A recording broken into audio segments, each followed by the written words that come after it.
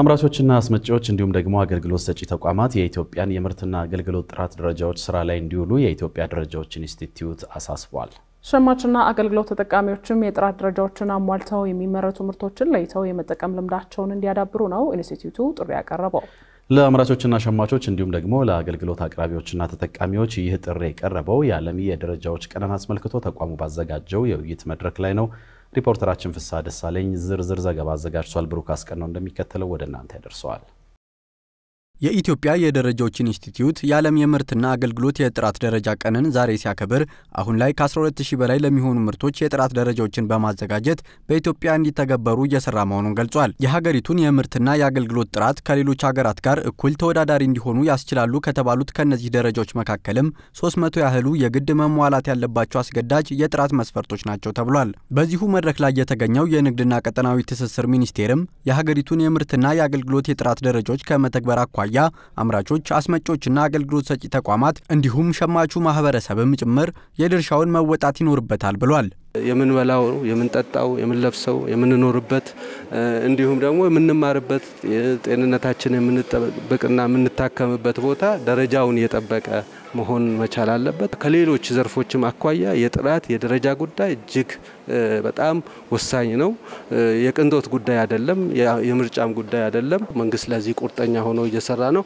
በተቀናጀና በተደራጀ በተናበበ ሁኔታ ለጥራት ከፍተኛ ትኩረትና ባህላችንም እንዲሻሻል ኢትዮጵያ በቅርቡ መተግበር በጀመረችው የአፍሪካ ነፃ የንግድ ቀጠና ስምምነት እንዲሁም አባል ለመሆን በመተዘጋጅበት የዓለም የንግድ ድርጅት ተጠቃሚነቷን ለማሳደግ የምርትና የአገልግሎት የጥራት ደረጃዎችን መተግበር የግድ የሆነበት ወቅት ነው ሲሉ የተደመጡት ደግሞ የኢትዮጵያ ደረጃዎች ኢንስቲትዩት ዋና ዳይሬክተር መሰረት በቀለ ናቸው። በተለይም አምራቾችና አስመጪዎች እንዲሁም አገልግሎት ሰጪ ተቋማት የሀገሪቱን የጥራት ደረጃዎች በመከተል ምርትና አገልግሎታቸውን ማቅረብ እንዳለባቸውም ዋና ዳይሬክተሩ አሳስበዋል።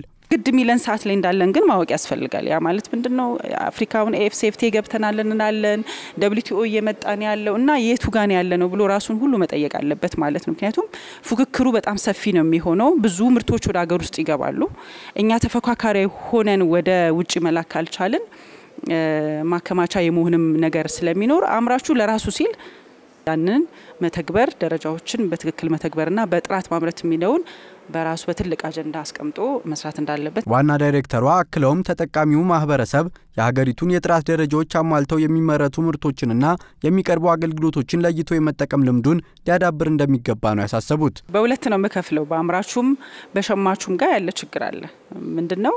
ሸማቹ ዋጋን አይቶ ነው የሚገዛው። ዋጋን አይቶ ቅናሽ ሆነለትን አይቶ የመግዛት ነገር አንደኛ። ሁለተኛ ነገር ደግሞ አዌርነሱን ብዙ የለም። ስለ ጥራት ስለ ደረጃ ሲባል እንደው በተቻለ መጠን በሚዲያም በመናምን ለማስተዋወቅ ሙከራ እናደርጋለን፣ ግን የተሻለ ዕውቀት የለውም እውነት ለመናገር ማለት ነው። ከጥራት ውጪ አማራጭ ስለሌለን የቅንጦት ጉዳይ ስላልሆነ እሱ ላይ ሁሉም ሰው ፎከስ አድርጎ መስራት እንዳለበት። በዚሁ የውይይት መድረክ የመወያያ ጽሑፍ ያቀረቡት የአዲስ አበባ ዩኒቨርሲቲ መምህሩ ዳንኤል ቅጣው ደግሞ በሀገሪቱ የጥራት ደረጃዎች ተግባራ ሊጎለብት የሚችለው ማህበረሰቡ ጥራት ያላቸው ምርትና አገልግሎቶችን የመጠቀም ባህሉ የዳበረ እንደሆነ ነው ብለዋል። የሀገሪቱን የምርትና አገልግሎት የጥራት ደረጃ የመተግበርና የማስተግበር ድርሻ የማይመለከተው ግለሰብ እንዲሁም ተቋም የለምና ሁሉም የድርሻውን ይወጣ ሲሉም መልእክታቸውን አስተላልፈዋል። የኛ ስታንዳርድ ከሌሎች ስታንዳርዶች ጋር አንድ መሆን አለበት። ቡናችንን ስንልክ በምን ስታንዳርድ ነው የምንልከው? ፕላስቲክ ስራዎችን ስንሰራ በምን ስታንዳርድ ነው የምንሰራው? ስለዚህ የግብርና ሚኒስቴር የግብርናውን ጉዳይ መከታተል አለበት። የቀጠናዎችና የንግድና ቀጠናዊ ትስስር ንግዱን መቆጣጠር አለበት። የጤናውን ጉዳይ የጤና መከታተል አለበት። ሁሉም በየዘርፉ መከታተል አለበት። ደግሞ ተቆጣጣሪው መንግስት ብቻ አይደለም። ህዝቡ መብቴ ተነክቷል፣ ይሄ እቃ ትክክል አይደለም ብሎ ማሳወቅ።